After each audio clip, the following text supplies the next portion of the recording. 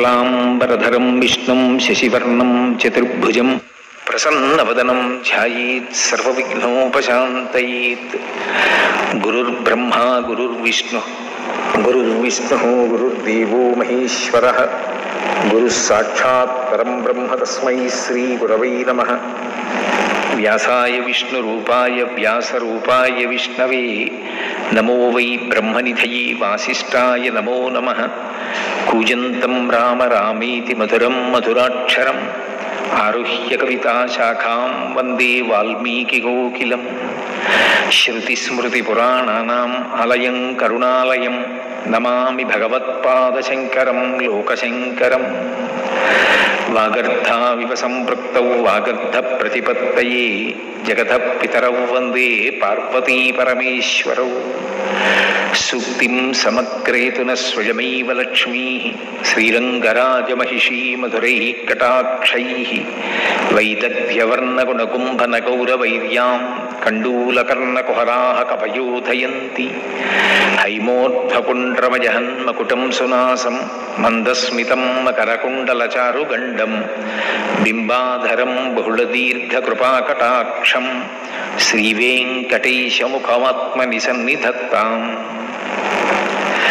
విమలపటి కమలకుటి పుస్తకరుద్రాక్షసస్తహస్తపుటి కామాక్షి పక్ష్మలాక్షి కలిత విపంచి విభాసి వైరించి. మనోజవం మరుతతుల్యవేగం జితేంద్రియం బుద్ధిమతాం వరిష్టం వాతాత్మజం వనరయూధముఖ్యం శ్రీరామదూతం శిరసా నమామి. ఆపదామపహర్తారం దాతారం సర్వసంపదాం లోకాభిరామం శ్రీరామం భూయో భూయో నమామ్యహం. హరి ఓం.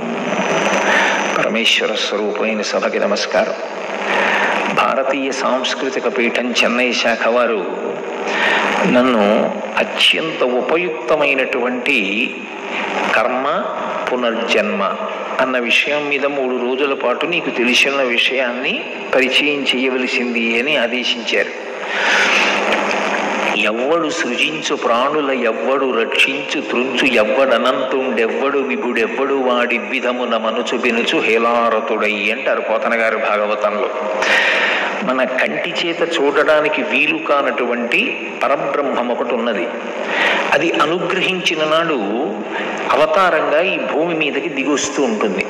ఒకనాడు అలా దిగొచ్చింది, అనేక అవతారాలు వచ్చాయి. వేదోద్ధారణ మందరాభరణ పృథ్వీ ధర్మ నిర్మాణ ప్రహ్లాద త్రాణ బలి ప్రతారణ నృపాహంకార నిర్వాపన వైదేవీ రమణ ధనంజయ జయ వ్యాపార పారీణ అక్షోణీ దివ్యత్కరుణ తమోహరణ తండ్రి వెంకటేశ ప్రభో అని అనేక అవతారాలుగా ఈ భూమి మీదకి వచ్చాడు. అలా పరమాత్మ దిగి వచ్చిన నాడు మనం మన కంటితో చూడగలిగినటువంటి స్థితిని పొందుతున్నాం.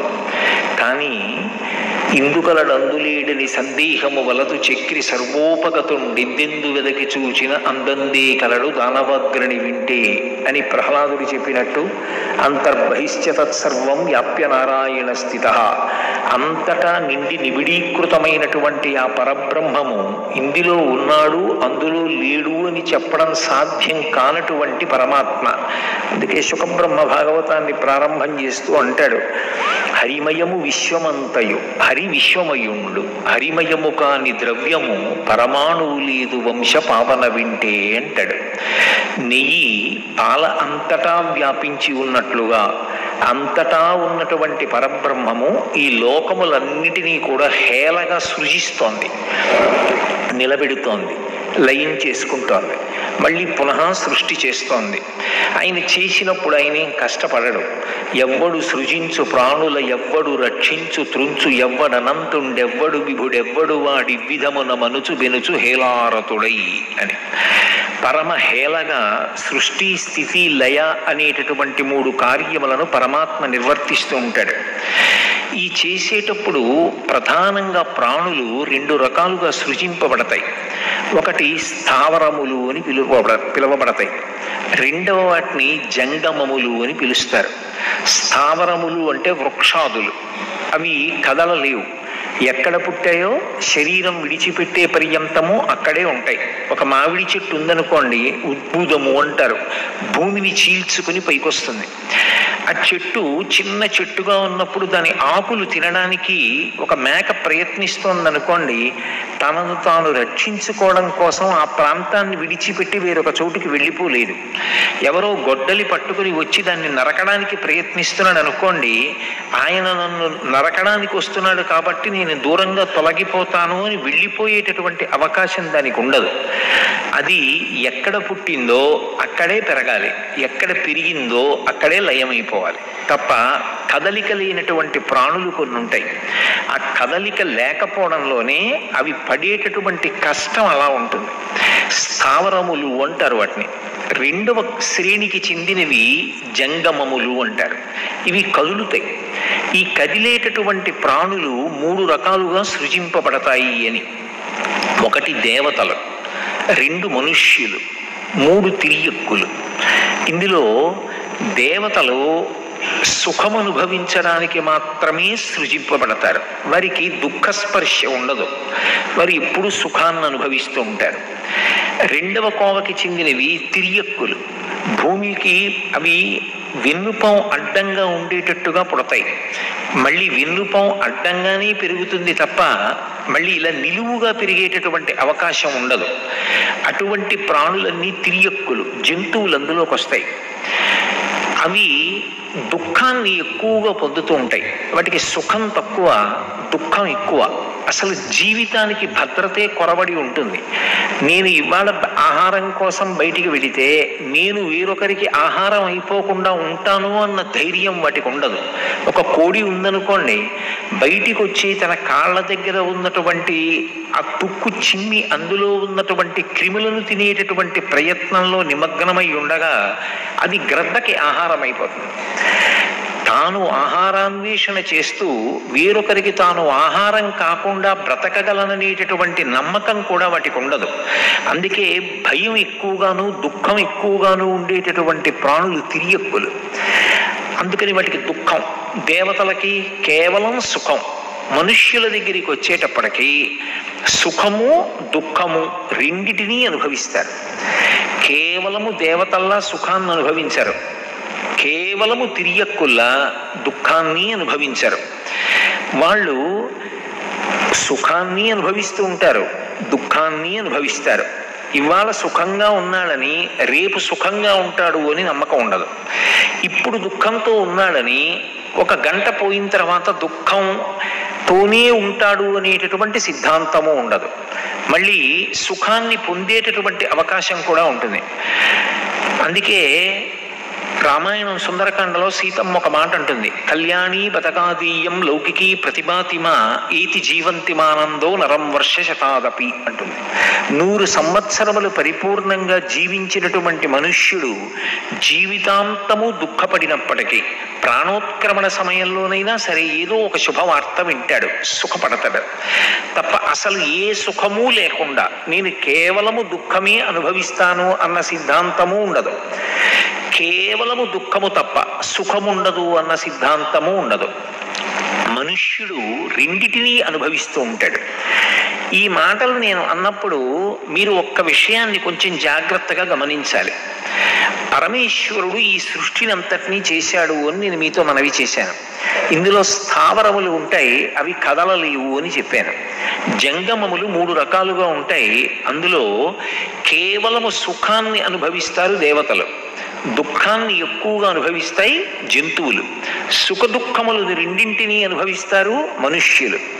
ఇప్పుడు నాకొకటి చెప్పండి, ఈశ్వరుడు నన్ను ఒక మనుష్యుడిగా పుట్టించాడు. ఆయన నన్ను మనుష్యుడిగా పుట్టించడంలో ఆయనకి ఒక స్వేచ్ఛ, అంటే వీడిని ఇలాగే పుట్టిద్దాం, ఈ జీవుణ్ణి వీడు సుఖము దుఃఖము కూడా అనుభవించేటట్టు చేద్దాం అని ఒక దేవతా శరీరాన్ని సృష్టించేటప్పుడు వీడికి పాపం ఏ దుఃఖం వద్దులే, వీడు సంతోషంగా ఉండని, వీడిని సుఖమే పొందేటట్టుగా చేద్దామని ఆయన సృజించాడు అనుకోండి. అప్పుడు ఈశ్వరుడు యందు పక్షపాత బుద్ధి ఉన్నది అన్నదానికి అది నిదర్శనమవుతుంది కదా. నన్ను ఇలా మనుష్యుడిగా సృష్టించి ఒక కుక్కని కుక్కగా సృజించి దేవతని దేవతగా సృజించి ఇలా ఎందుకు సృజించావు అని అడిగారు అనుకోండి, నా ఇష్టం అన్నాడు అనుకోండి ఈశ్వరుడు, నా ఇష్టం, నేను అలా సృజించాను, దాన్ని ఎక్కువ దుఃఖ పెట్టాలనుకున్నాను, కుక్క జన్మని ఇచ్చాను. నీకు సుఖం దుఃఖం కూడా ఇవ్వాలనుకున్నాను కాబట్టి నీకు మనుష్య జన్మనిచ్చాను. ఆయన్ని కేవలం సుఖపెట్టాలనుకున్నాను, దేవతా జన్మనిచ్చాను, అడగడానికి నువ్వెవరు అన్నాడు అనుకోండి. అప్పుడు 2 లక్షణములు గోచరిస్తాయి. ఒకటి, ఆయన నియంత. ఎందుకని అంటే ఎదుటివాడి ప్రశ్నకి సరి అయిన సమాధానాన్ని ఇవ్వడానికి ఆయన ఇష్టపడడం. 2, ఆయన యందు పక్షపాత బుద్ధి ఉంది. అందుకని కొందరిని దుఃఖ పెడుతూ ఉంటాడు, కొందరిని సుఖ పెడుతూ ఉంటాడు, కొందరిని సుఖ దుఃఖములు 2 ఇచ్చి చూస్తూ ఉంటాడు అని అన్వయం చేయవలసి ఉంటుంది. కానీ ఈశ్వరుని యందు పక్షపాత బుద్ధి ఉండేటటువంటి అవకాశాన్ని ముందు పక్కన పెట్టి మాట్లాడాలి. ఇప్పుడు అసలు ఆయనకి అటువంటి వాటితో సంఘం ఉండదు. మరి సంఘం లేనప్పుడు నేను మనుష్యుడిగా, వేరొక ప్రాణి కుక్కగా, వేరొకరు దేవతగా ఏ కారణానికి అవ్వవలసి ఉంటుంది అంటే ఎవరు చేసుకున్నటువంటి కర్మ చేత వారు ఆ శరీరాలని పొందుతారు.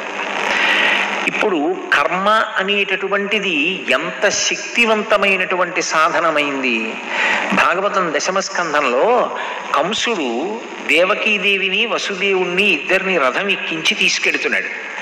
తీసుకువెడుతుండగా అకస్మాత్తుగా అశరీరవాణి పలికింది. తుష్టయగు భగిని మెచ్చగ ఇష్టుడవై రథము నడిపే దెరుగవు మీదన్ శిష్టయగు ఈతలోదరి అష్టమ గర్భంబు నిన్ను హరించుజుమీ అంది. ఎంతో సంతోషంగా చెల్లెలు బావగారు అని రథం ఎక్కించి తీసుకెడుతున్నావు, కానీ ఈమె యొక్క అష్టమ గర్భమునందు జన్మించేటటువంటి సంతానము నిన్ను సంహరిస్తుంది అంది. అనగానే ఇప్పటి వరకు నా చెల్లెలు బావగారు అని ఎంతో ప్రేమతో రథాన్ని నడుపుతున్నటువంటి కంసుడు రథం దిగి నా మృత్యువుకు కారణమైనటువంటి అష్టమ గర్భంలో సంతానాన్ని కనేటటువంటి వ్యక్తి ఈమె కనుక మూలాన్ని ఛేదిస్తాను, ఈమెని సంహరిస్తాను. ఈమెని సంహరిస్తే అసలు ఇంకా అష్టమ గర్భంలో బిడ్డ పుట్టరు, పుట్టకపోతే నాకు మృత్యు ఉండదు, అందుకని ఈమెని చంపేస్తానన్నాడు. అప్పుడు వసుదేవుడు అనేక విషయాలు మాట్లాడాడు. మాట్లాడుతూ ఒక విషయాన్ని మనవి చేస్తాడు. అది పురాణము కదూ. పురాణము వేదములో ప్రతిపాదింపబడినటువంటి విషయాన్నే మళ్ళీ ప్రతిపాదన చేస్తుంది. ఆయన వసుదేవుడు అంటాడు, కర్మములే మేలునిచ్చును, కర్మంబులే కీడునిచ్చు, కర్మంబులే సమస్త సుఖదుఖములకు కారణములు బ్రహ్మముకునైనన్ కర్మకుడవై యుండియు ఇతరులను తలవంగనేలా. నువ్వు చేసుకున్నటువంటి మంచి పనులు ఏ ఉంటాయో ఆ మంచి పనుల వలన సుఖాలని పొందుతావు. నువ్వు చేసిన చెడ్డ పనులు ఏ ఉంటాయో వాటి వలన దుఃఖములను పొందుతావు. నువ్వు చేసిన కర్మ ఏదో ఉంది గత జన్మలో, అది నీకు మృత్యువుగా వస్తోంది. ఇప్పుడు నువ్వు ఈమెని చంపుదానని ఆలోచన చేసినంత మాత్రం చేత నీ మృత్యువు రాకుండా పోతుందా? ఇంకా కొన్ని చెడ్డ పనులు చేస్తున్నావు. ఇప్పుడు చెల్లెల్ని చంపుతున్నావు, కొత్తగా పెళ్ళైన దాన్ని చంపుతావు. కాబట్టి ఎవరు చేసిన కర్మ వారికి ఫలితంగా వస్తుంది అని తెలిసినప్పుడు మళ్ళీ కొత్తగా కర్మ చేసే ప్రయత్నం ఎందుకు చేస్తావు? కొత్తగా ఎందుకు తప్పు చేస్తావు? చెయ్యకు అంటాడు. చేసిన కర్మ పునర్జన్మకి కారణమవుతుంది. ఇది సనాతన ధర్మంలో ప్రాణప్రదమైనటువంటి సిద్ధాంతం. నాకు జన్మనివ్వడానికి అంటే నాకు పునర్జన్మనివ్వడానికి ఎవరు హేతువు అని అడిగారు అనుకోండి, భగవంతుడు హేతువు అని నిర్ధారించకూడదు. నేను ఏవి చేశానో ఆ చేసినటువంటి కర్మలే నేను ఉత్తరోత్తర ఎటువంటి జన్మని పొందాలి అన్నదానికి హేతువులవుతాయి. మొదటి విషయం. 2, నేను రాబోయే జన్మలలో ఎంత సుఖాన్ని పొందాలి, ఎంత దుఃఖాన్ని పొందాలి అన్నదానికి కూడా నేను చేస్తున్నటువంటి కర్మలే కారణమవుతాయి. ఇందులో మీరు విభాగం చేసినప్పుడు ఒక చిత్రాన్ని గమనించవలసి ఉంటుంది. ఈశ్వరుడు జంగమములను సృజించినప్పుడు, సరే స్థావర ప్రాణిని అలా ఉంచండి, దానికి కదలికే లేదు.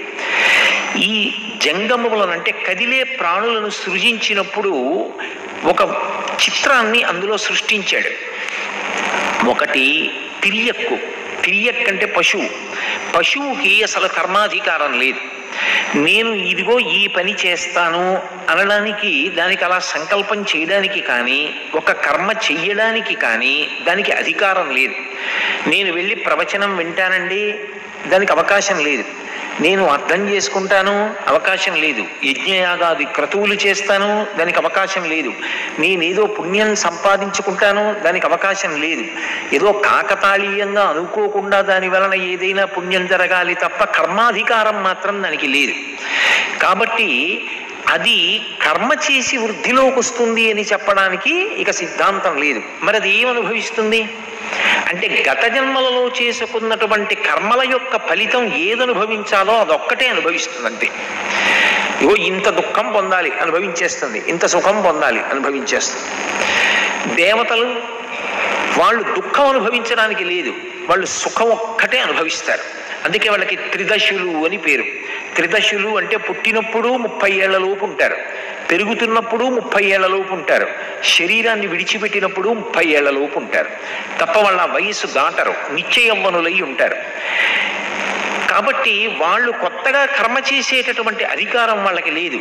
ఒక యజ్ఞం చేశామనుకోండి, ఫలానా దేవత యొక్క అనుగ్రహం కావాలి అని కోరుకుంటాం. ఏదో ఇంద్రుణ్ణి ఉద్దేశించి ఒక యజ్ఞం చేస్తే ఇంద్రుడి యొక్క అనుగ్రహం చేత వర్షం పడాలి అని కోరుకుంటాం. ఇంద్రుడు ఎవరికి యజ్ఞం చేస్తాడు? అందుకని దేవతలు యజ్ఞం చెయ్యరు. దేవతలు ఇంకా పుణ్యకర్మలు చేసే అవకాశం లేదు. కానీ వాళ్ళు దేవలోకవాసం చేసి దేవతా పదవులలో కూర్చుని సుఖాలను అనుభవించినటువంటి కారణం చేత వాళ్ళు గతంలో చేసుకున్నటువంటి పుణ్యం ఏదుందో అది క్షయమైపోతూ ఉంటుంది.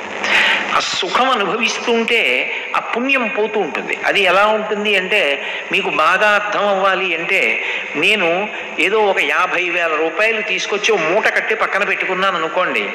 పక్కన పెట్టుకుని ప్రతిరోజు అందులోంచి కొంత ద్రవ్యం తీసి నా కొడుక్కిచ్చి ఏదో ఖర్చు పెట్టరా అంటూ పెడుతున్నాను అనుకోండి. నేను కదలక్కర్లేదు, హాయిగా కూర్చున్నవాడిని కూర్చున్నట్టే సుఖాలు అనుభవిస్తూ కావలసిన సంభారాలన్నీ నా దగ్గర ఉన్న 50,000 రూపాయల ద్రవ్యపు మూటలోంచి తీసి ఖర్చు పెట్టుకుంటున్నాను. ఖర్చు పెట్టడం అంటూ ప్రారంభం చేసి భోగం అనుభవించడం అన్నది ప్రారంభం చేసిన తరువాత ద్రవ్యం అలాగే ఉండిపోతుంది, ఆ మూటలో ఉండదు. కొంతకాలానికి పూర్తిగా అయిపోతుంది. ఇక్కడ పూర్తి అయిపోగానే అక్కడ భోగం కూడా అయిపోతుంది. ఇక్కడ లేనప్పుడు అన్నం ఎక్కడిది? ఇక్కడ లేనప్పుడు సౌఖ్యం ఎక్కడిది? ఉండదు. దేవతల యొక్క పరిస్థితి కూడా అంతే. పుణ్యం అయిపోగానే వాళ్ళని కిందకి తోసేస్తారు. అందుకే క్షీణే పుణ్యే మర్త్యలోకం విశంతి అని.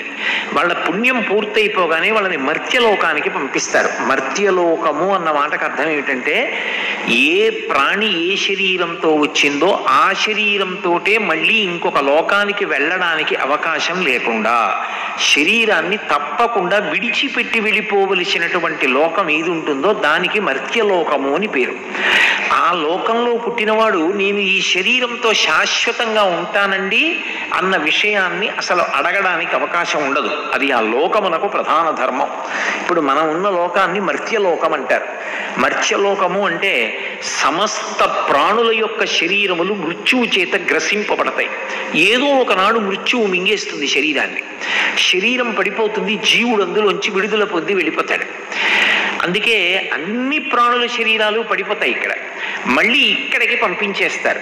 ఏ శరీరంతో పంపిస్తారు? ఒక నరుడిగా వస్తాడు దేవతలు కూడా.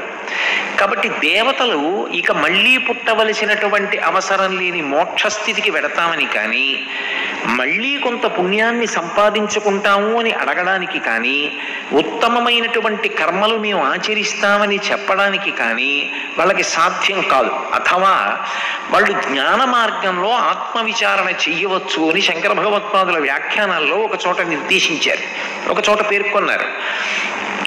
కానీ జంతువునాం నరజన్మ దుర్లభం, ఒక్క మనుష్య ప్రాణి విషయంలో మాత్రం ఒక అద్భుతం ఉంది. మనుష్య శరీరంతో వచ్చినటువంటి వాడు ఉత్తమమైనటువంటి కర్మలు ఆచరించి దేవతా పదవులలోకి ఉత్తమ లోకాలకు వెళ్ళిపోగలడు. ఎన్నో పుణ్యకార్యాలు చేశాడు. శరీరం విడిచిపెట్టిన తరువాత దేవతా పదవులలోకి వెడతాడు. అందుకే శతక్రతు వివాసీనం నాగరాజస్య మూర్ధని అంటారు రామాయణంలో. 100 యజ్ఞములు చేసిన వాడు ఇంద్ర పదవిలో కూర్చుంటాడు. చాలా పుణ్యం చేశాడు, ఆయన్ని తీసుకెళ్లి దేవతా పదవిలో కూర్చోబెడతారు. ఆయన కూర్చున్న ఉత్తరక్షణం నుంచి ఆయన చేసుకున్న పుణ్యం అయిపోవడం కూడా మొదలుపెట్టేస్తుంది. ఇప్పుడు ఉత్తమమైనటువంటి కర్మలను ఆచరించి పుణ్యాన్ని సముపార్జన చేసి దేవతా పదవులలో కూర్చునేటటువంటి అధికారం మనుష్యుడిదే. భగవంతుడు మనుష్య శరీరాన్ని ఇచ్చాడు కదా అని అన్ని ప్రాణులలో ఉన్నటువంటి విభూతులను తనవిగా మార్చుకుని సుఖాన్ని అనుభవించి ఉత్తమ కర్మలు ఏవీ ఆచరించకుండా పాపకర్మలు ఆచరించి చిట్ట చివర శరీరాన్ని విడిచిపెట్టిన తరువాత కొన్ని కోట్ల జన్మలు మళ్ళీ తిరియక్కుగా వెళ్ళిపోయేటటువంటి అవకాశం ఉన్నవాడు కూడా నరుడే. ఎందుచేత చలిగా ఉందనుకోండి, ఒక గొర్రె తాలూకా చర్మాన్ని తీసి నేను కప్పుకుంటాను. గొర్రె కొత్తగా ఏం కప్పుకోదు, దానికి పరమేశ్వరుడు అటువంటి చర్మాన్ని ఇచ్చాడు, దాని మీద ఊలు ఉంటుంది, అది అటువంటి చర్మంతో ఉండి చలికి తట్టుకుంటుంది. నేను ఆ చర్మాన్ని తీసి నేను కప్పుకుంటాను. ఏనుగు దంతం తెచ్చి బొమ్మ చేస్తాను, జింక చర్మం తెచ్చి వేసి కూర్చుని జపం చేస్తాను, ఒక గాడిద మీద బరువు పెట్టి మోయిస్తాను, గుర్రం ఎక్కి పర్వతం ఎక్కుతాను, విమానం ఎక్కి పక్షిలా ఎగురుతాను, నెమలిని తెచ్చి పింఛం ఇప్పి నృత్యం చేస్తే సంతోషిస్తాను. మిగిలిన ప్రాణుల యందు ఏ విభూతులున్నాయో ఆ విభూతులన్నిటినీ నావిగా చేసుకుని సుఖాన్ని అనుభవించగలిగినటువంటి శక్తి కలిగిన వాడు నరుడు. కాబట్టి కేవలము సుఖాలు అనుభవించడం తప్ప, నేను అందరి విభూతి నావిగా వాడుకుంటాను తప్ప నేను ఎవరికి ఉపయోగపడను, ఏ పుణ్యకర్మ చెయ్యను అని బ్రతికాడు అనుకోండి, ఈశ్వరుడు ఏం జోక్యం చేసుకోడు. శరీరంలో ఉండవలసినటువంటి కాలము పూర్తి అయిపోయిన తరువాత జీవుడు బయటికి వెళ్ళిపోయిన తరువాత ఆ జీవుడు మళ్ళీ కొన్ని కోట్ల జన్మల పాటు తిరియక్కుగా వెళ్ళిపోతాడు. అంటే భూమికి అడ్డంగా వెన్నుపాం ఉండేటట్టుగా పుట్టి ఆ వెన్నుపాం అడ్డంగా ఉండేటట్టే పెరుగుతూ అనేక రకాలుగా శరీరాన్ని విడిచిపెడతాడు. ఒక్కొక్కసారి ఉచ్చులో పడి చచ్చిపోతాడు, ఒక్కొక్కసారి బాణపు దెబ్బకి, ఒక్కొక్కసారి ఖడ్గము చేత కొట్టబడి శరీరాన్ని విడిచిపెడతాడు, ఒక్కొక్క చోట కర్రల చేత కొట్టబడతాడు, అనేక రకములుగా ప్రాణం విడిచిపెడుతూ ఉంటాడు. కర్మాధికారం ఉండదు, కొత్తగా పుణ్యం చేసే అవకాశం ఉండదు, కాబట్టి తిరియక్కుగా వెళ్ళిపోతాడు. ఇప్పుడు మీరు గమనించవలసింది, నరుడిగా వచ్చినవాడు మాత్రం ఒకటి ఉత్తమ కర్మలాచరించి దేవతా పదవులకు వెళ్ళగలడు, రెండు పాపకర్మలాచరించి అధోముఖంగా వెళ్ళి తిరియక్కు కాగలడు. నాకు పాపము వద్దు, పుణ్యము వద్దు. ఉత్తమమైనటువంటి కర్మలను కేవలం పరమేశ్వరుని యొక్క అనుగ్రహంగా ఆచరించి ఏ విధమైనటువంటి కోరిక లేకుండా నిష్కామంగా ఆచరించినటువంటి భగవత్ప్రీతికరమైనటువంటి శాస్త్రము చేత ప్రోక్తమైన కర్మలను ఆచరించడం వల్ల ప్రీతి పొందినటువంటి భగవంతుని యొక్క అనుగ్రహం వలన పొందినటువంటి చిత్తశుద్ధి వలన పాత్రతను పొంది ఆ పాత్రత కారణంగా పరమేశ్వరుడు అనుగ్రహించినటువంటి జ్ఞానం వలన ఇక మళ్ళీ పుట్టవలసిన అవసరం లేని పునరావృత్తి రహిత శాశ్వత శివ సాయుధ్య స్థితిని పొందగలడు. ఇప్పుడు మూడు రకాలుగాను వెళ్ళగలిగిన వాడెవరు? ఒక్క మనుష్య ప్రాణి మాత్రమే వెళ్ళగలడు. మిగిలినటువంటి ఇద్దరికీ కూడా జంగములలో అటు జంతువులకు కానీ ఇటు దేవతలకు కానీ ఈ అధికారం లేదు. ఇది ఒక్క నరజన్మకి మాత్రమే ఉంది. అందుకే అందరిలోకి గొప్పవాడెవరు అంటే నరుడు ఒక్కడే గొప్పవాడు. ఇంత గొప్ప శరీరాన్ని పరమేశ్వరుడు మనకు అనుగ్రహించాడు. పైకి కనపడడానికి సామాన్యంగా కనపడుతుంది, కానీ భాగవతంలో ఈ శరీరములకు ఉండేటటువంటి వైభవాన్ని వర్ణిస్తారు. పరమాత్మ అనబడేటటువంటి ఒక్క పరబ్రహ్మాన్ని చేరుకోవడానికి, సుఖదుఖములనేటటువంటి రెండు ఫలములు అనుభవించడానికి, సత్వరజస్తమో గుణములనేటటువంటి మూడు గుణములలో తిరుగుతూ ఉండడానికి, ధర్మ అర్థ కామ మోక్షములనేటటువంటి నాలుగు విధములైనటువంటి పురుషార్థములను సమన్వయం చేసుకోవడానికి, శబ్ద స్పర్శ రస రూప గంధములనేటటువంటి 5 తన్మాత్రలతో సుఖదుఖములను అనుభవించడానికి, పంచ జ్ఞానేంద్రియములు కన్ను ముక్కు చెవి నాలుక చర్మము 5 జ్ఞానేంద్రియములు మనస్సు అనేటటువంటి 6 సంఘాతమై చర్మము రక్తము మాంసము కొవ్వు అస్థి శుక్ల మేధ అనబడేటటువంటి 7 పొరల చేత కప్పబడి 2 కాళ్ళు 2 చేతులు 4 5 తల 6 హృదయము 7 ఉదరము 8 కాళ్ళు అనబడే నడుము అనబడేటటువంటి 8 అవయవముల యొక్క సంఘాతంగా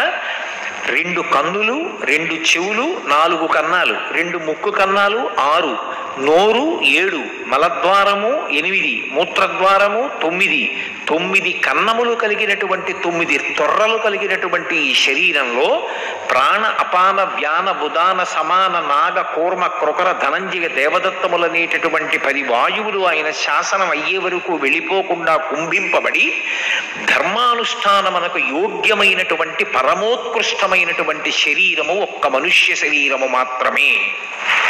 అంత అద్భుతమైనటువంటి శరీరాన్ని నిర్మాణం చేసి పరమేశ్వరుడు మనకు అనుగ్రహించాడు. ఈ శరీరానికి ఈశ్వరుడిచ్చినటువంటి ప్రత్యేకమైనటువంటి విభూతులు 3 ఉంటాయి.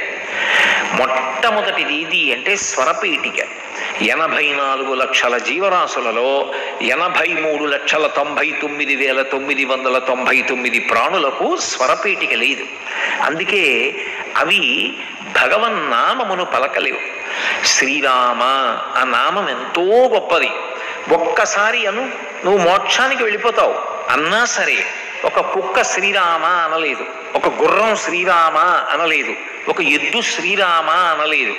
కానీ స్వరపేటిక ఉంది కాబట్టి నేను మాత్రం భగవన్నామాన్ని పలకగలను. నేను అన్నప్పుడు నేను నరులందరి గురించి మాట్లాడుతున్నాను.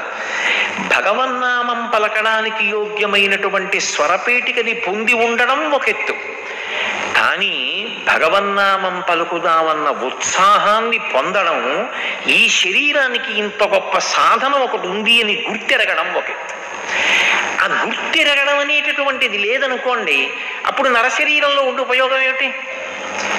శంకర భగవత్పాదులు శివానంద లహరి వేస్తూ ఇదే ప్రశ్నేస్తారు. నరత్వం దేవత్వం నగవన మృగత్వం వశకత పశుత్వం కీటత్వం భవతు విహగత్వాది జననం సదాత్వత్పాదాబ్జ స్మరణ పరమానంద లహరి విహారాసక్తం చేద్రూతయ విహకిత్తేన వపుషా అంటారు. వపుషా అంటే శరీరం. ఈశ్వర, నేను నరుడున, దేవతన, పర్వతాన్న, ఈగన, దోమన, ఎవరికి కావాలి? శరీరం ఏదైతే ఎవరికి కావాలి? భగవంతుని యందు భక్తి కలిగిన వాడనా? ఆ భక్తి అంటూ ఉంటే నీకు భగవంతుడు ఇచ్చినటువంటి అద్భుతమైనటువంటి ఉపకరణం ఏది తెలుస్తుంది. అది లేదు, అయ్యో ఈ ఇంత గొప్ప ఉపకరణం ఉంది, ఈ ఉపకరణాన్ని పెట్టి నన్ను నేను ఉద్ధరించుకోవాలి. ఉద్ధరేణాత్మనాత్మానం అంటాడు గీతాచార్యుడు. ఎప్పుడో నా ప్రాణం పోతుంటే నా కొడుకు నా ఎడమ చెవిలోకి వచ్చి నారాయణ నారాయణ నారాయణ అని తులసి నీళ్లు పోయడం ఏమిటి? నేను బ్రతికుండగా చెప్పుకుంటాను భగవన్నామాన్ని. బతికున్నంత కాలం భగవన్నామని చెప్పిన వాళ్ళు అంత్యకాలంలో పలకలేనేమో అని బెంగపెట్టుకున్నారు.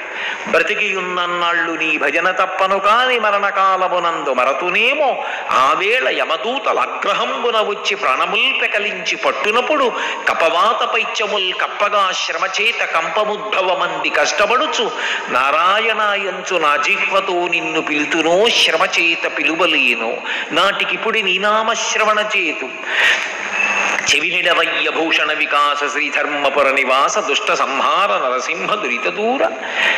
నాటికిప్పుడే నీ నామస్మరణ చేతు, నీ నామాన్ని పలుకుతున్నాను వినవయ్యా. ఆ చిట్ట చివర నేను అనగలను అనలేను, ఇప్పుడే నారాయణ అంటున్నాను అన్నాడు ఈ కోటేశ్వరరావు అని గుర్తుపెట్టుకోవయా అని వెంపర్లాడాడు నృసింహశతక కర్త. అందుకే భగవన్నామం నేను పలుకుతాను కాదు, అది కూడా భక్తి ఉండి పలికించాలి. లేనినాడు ఏమవుతుంది? అహంకారానికి పనికొస్తుంది. ఏదో ఒక విభూతి దీనికి అంటకడతాడు తీసుకొచ్చి. నేను పొడుగ్గా ఉన్నాను, ఇలా చెయ్యేసుకుంటాడు. నేను చాలా అందగాడిని, నాకు 4 పద్యాలు వచ్చు, నాకు 4 శ్లోకాలు వచ్చు, నా దగ్గర డబ్బు ఉంది, నేను అందంగా ఉంటాను. ఇలా చూపించిన ఈ శరీరం కాలి దగ్ధం అయిపోతుంటే వెంట్రుకలు ఊడిపోయి దూరంగా ఎగిరిపోతాయి. ఇందులోంచి నెత్తురు గడ్డ కట్టి ముద్దలు ముద్దలుగా భూమిలోకి ఇంకిపోతుంది. ఎక్కడైనా ఒక ఎముక మిగిలిపోతే కుక్క నోట కరుచుకుని ఎత్తుకుపోతుంది. ఏమిటి ఇలా చూపించిన ఈ శరీరం? అసలు ఈ దీంట్లోకి రావడం ఎంత గొప్ప విషయం. ఇందులోకి వచ్చినప్పుడు అసలు దీన్ని సద్వినియోగం చేసుకోవడం అంటే ఏం చెయ్యాలి అన్నదాని గురించి ఆర్తి ఒకటి ఉంటే, అయ్యా నాకున్న ఉపకరణములేమి, నరజన్మ ఎందుకు గొప్పది, నాకే ఉపకరణం ఉంది అని మొదటి ప్రశ్న వస్తుంది. నీకు ఈశ్వరుడిచ్చిన మొట్టమొదటి అమోఘమైన ఉపకరణం స్వరపేటిక. దానితో భగవన్నామాన్ని పలకవచ్చు. పవి పుష్పంబగు అగ్నిమంచగు ఆకూపారం భూమిస్థలంబగు శత్రుండతిమిత్రుడు విషము దివ్యాహారమౌనెన్నగా అవనీ మండలి లోపలం శివ శివేచ్ఛాభాషణోల్లాసకిన్ శివాని నామము సర్వవస్యకరమౌ శ్రీకాళహస్తీశ్వర అంటాడు దుర్జటి. 2 కర్మాధికారం. భగవంతుడు ఒక్క నరుడికి ఉత్తమ కర్మలను ఆచరించగలిగినటువంటి అధికారం ఇచ్చాడు. ఒక యజ్ఞం చెయ్యాలి, ఒక యాగం చెయ్యాలి, ఒక పురాణం చదువుకోవాలి, ఒక కావ్యాన్ని వినాలి, గురువు గారి శుశ్రూష చెయ్యాలి, 10 మందికి సేవ చెయ్యాలి, మంచి మాట మాట్లాడాలి, అహంకారాన్ని పరిత్యజించాలి. ఎవరు చెయ్యగలరు? ఒక్క మనుష్య ప్రాణికే ఉంది కర్మాధికారం. ఇక ఏ ఇతర ప్రాణికి లేదు. కర్మ చెయ్యగలిగినటువంటి అధికారం ఉన్నవాడు మనుష్యులొక్కడే. 3 బుద్ధిని పరమేశ్వరుడు ఇచ్చింది నరుడికొక్కడికే ఇచ్చాడు. మనస్సు సంకల్ప వికల్ప సంఘాతం. అనేకమైన ఆలోచనలు నెగడలో కర్ర పెట్టి తోస్తే నిప్పు రవ్వలు వచ్చినట్టు వస్తుంటాయి. వచ్చిన వాటిల్లో నువ్వు ఇది చెయ్యి అని మంచి వైపుకు నడిపించి వివేకంతో నిర్ణయం చేసేది బుద్ధి. అటువంటి బుద్ధి సక్రమంగా ఉన్నంత కాలం మనుష్య జన్మ పాడవదు. అందుకే ఏ పూజ చెయ్యండి చిట్ట చివర అడిగేది ఒక్కటే. ఏమని అడుగుతారంటే ప్రచోదయాత్ అంటారు. ఏదో కాత్యాయనాయ విద్మహే కన్యకుమారి ధీమహి తన్నో దుర్గి ప్రచోదయాత్. మా బుద్ధులను ప్రేరేపించుగాక. దేని వైపు ప్రేరేపించాలి బుద్ధిని? శాస్త్రవిహితమైనటువంటి కర్మ చెయ్యాలనేటటువంటి అనురక్తి కలగాలి. ఏదో కర్మ చేసుకుంటూ వెళ్ళిపోవడం కాదు. చేసినటువంటి కర్మ శాస్త్రవిహితమైనటువంటిదై ఉండాలి. అలా శాస్త్రం చెప్పినట్టుగా ఎవడు కర్మాచరణం చేస్తాడో వాడు చిట్ట చివరికి చేసుకున్న కర్మల నుంచి కూడా విముక్తి పొందుతాడు. ఇక మళ్ళీ జన్మ ఎత్తవలసినటువంటి అవసరం ఉండదు.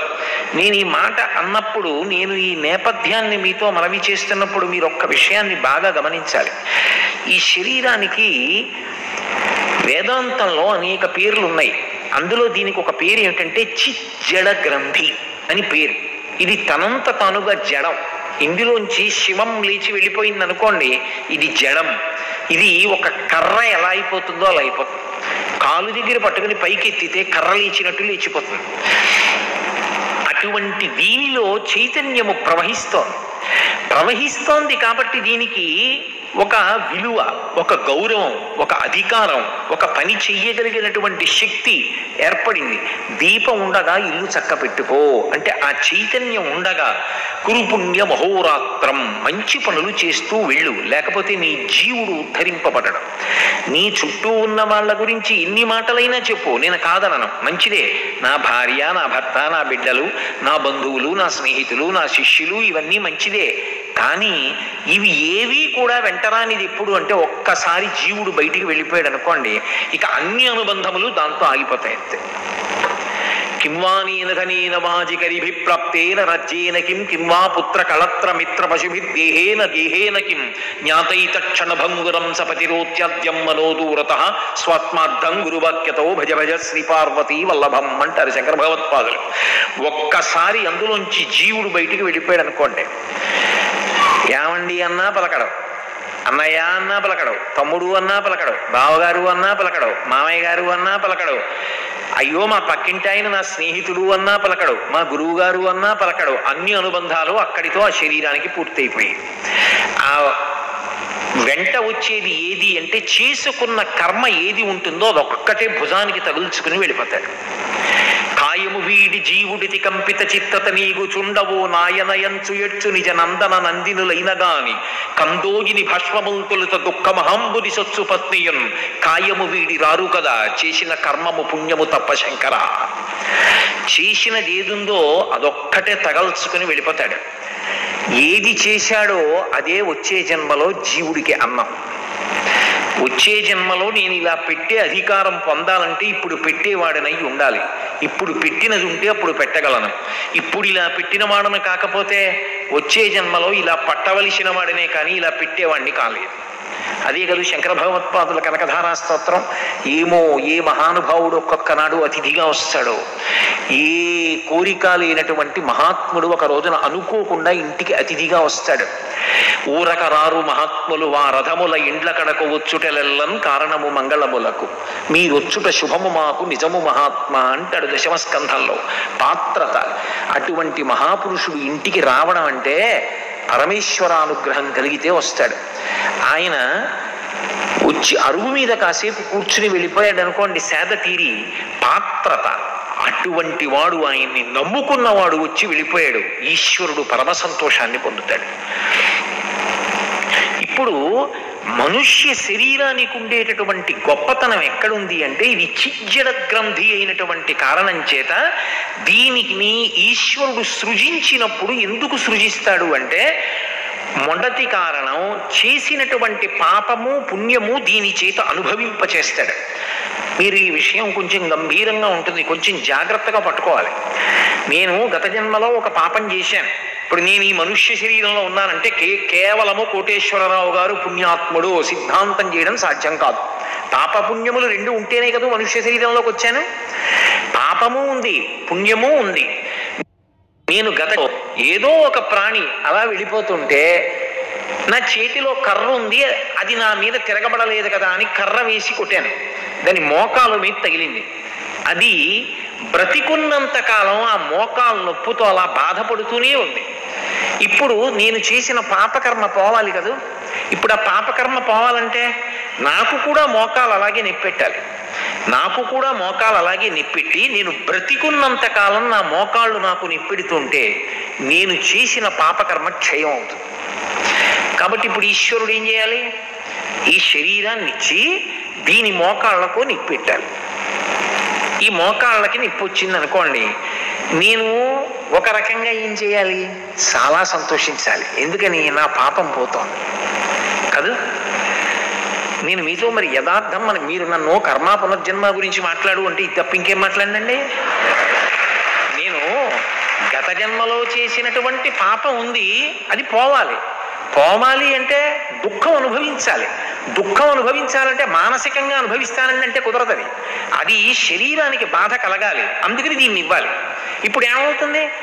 దీనికి కొన్నాళ్ళు బాగుంటుంది, కొన్నాళ్ళు పోయాక నొప్పులు వచ్చిన తర్వాత ఇక కూర్చోవడం కష్టం, లేవడం కష్టం, అన్ని బాధలే. ఇప్పుడు ఏమైంది? గతంలో చేసిన పాపం పోతోంది, గతంలో చేసినటువంటి పుణ్యకర్మ ఉంది. ఏదో ఒక అతిథిని పరమ ఆదరంతో ఆదరించి పట్టెడన్నం పెట్టాను కాబట్టి నాకు ఆకలితో ఉండవలసిన అవసరం లేకుండా పాత్రత కలిగిన మహాపురుషుడికి ఒకటికి అన్నం పెట్టా. నా జీవితంలో ఎప్పుడూ నేను ఆకలితో ఉండవలసిన సందర్భం ఏర్పడకూడదు. నాకు ఆకలి వెయ్యగానే ఎవరో ఒకళ్ళు, ఓ కోటేశ్వరారు మీరు ప్రయాణం చేస్తున్నారు ఏంటండి అని నేను తెచ్చుకున్న పలహారం మర్చిపోయినా, ఒకవేళ ఎక్కడో అయ్యా చాలా సంతోషం మిమ్మల్ని చూద్దాం అనుకుంటున్నాను, ఇవాళ మీరు కనపడ్డారని ఆయన 2 యాపిల్ పళ్ళు తీసుకొచ్చి చేతికి ఇచ్చి వెళ్ళిపోయాడు అనుకోండి, నాకు ఆకలి వెయ్యకుండా గత జన్మలలో నేను చేసుకున్నటువంటి పుణ్య ఫలితము ఈనాడు సఫలీకృతమై నాకు 2 యాపిల్ పళ్ళ రూపంలో ఎవరో వచ్చి ఇస్తే ఆకలి తీర్చుకోవడానికి సాధనమైంది. అంటే పుణ్యం పోయింది, చేసిన పుణ్యం పోయింది. 2 యాపిల్ పళ్ళు వచ్చాయి, మోకాళ్ళ నిప్పులు వచ్చాయి, పాపం పోయింది. ఈ చిజ్జడ గ్రంథిగా ఈ శరీరం వచ్చింది అంటే కేవలము సంతోషపడిపోవడానికే కాదు, ఇది పాపపుణ్యములు క్షయమైపోవడానికి పనికొస్తోంది. అందుకే మీరు గమనించి ఉంటే కష్టాలు వస్తున్నాయి అంటే అమ్మయ్య నా పాపాలు పోతున్నాయి అంటారు మహాత్ములు. చంద్రశేఖరేంద్ర సరస్వతి మహాస్వామి వారి గురించి నేను అస్తమానం చెప్పక్కర్లేదు, వారు కారణజన్ములు, మహాపురుషులు, అపర శంకరావతారులు. పరమశివుడే ఈ భూమి మీద మళ్ళీ నడయాడాడు, పరమశివుడే శంకరాచార్యులు వారిగా వచ్చాడు. నమక్కపర్దిని చవ్యుక్త కేశాయ చ, ఇంత జటాజూట ఉన్న పరమశివుడు బోడిగుండుతో శంకరాచార్యుల వారిగా వచ్చాడు. ఆ శంకరాచార్యుల వారే చంద్రశేఖరేంద్ర సరస్వతి మహాస్వామిగా వచ్చారు. ఆ చంద్రశేఖరేంద్ర సరస్వతి మహాస్వామి వారికి పూర్వాశ్రమంలో ఒక తోబుట్టు ఉండేది, ఆవిడ పేరు లలితాదేవి. ఆవిడ ఎన్ని కష్టాలు పడ్డారో తినడానికి కూడా ఉండేది కాదు. వారి అంత్యవాసులు ఒకనాడు వచ్చి అన్నారు, హే బ్రహ్మన్ మీరింతటి మహాత్ములు, మీకు పూర్వాశ్రమంలో చెల్లెలు అంటే సన్యాసాశ్రమం స్వీకరించడానికి ముందు కదా తోబుట్టువులు అన్న మాట అన్వయం అవుతుంది. ఆవిడంత దరిద్రంలో ఉన్నారు, మేమందరం కలిసి కొంత ద్రవ్యాన్ని ఇస్తాం, ఆవిడ సంతోషంగా ఉంటారన్నారు.